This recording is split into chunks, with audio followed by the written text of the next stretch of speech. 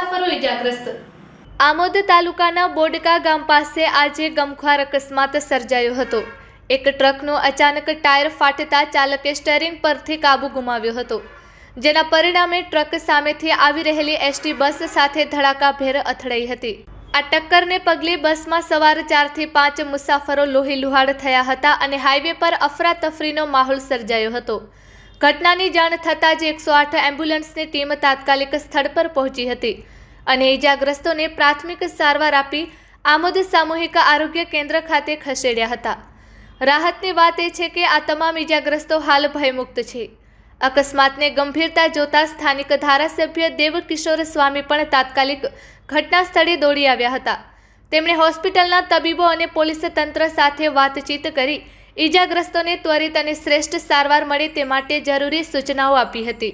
આમોદ પોલીસે ઘટના સ્થળે પહોંચી અકસ્માતને કારણે ખોરવાયેલા વાહન વ્યવહારને પુનઃ કાર્યરત કરાવ્યો હતો અને અકસ્માતનો ગુનો નોંધી આગળની કાયદેસરની તપાસ હાથ ધરી છે।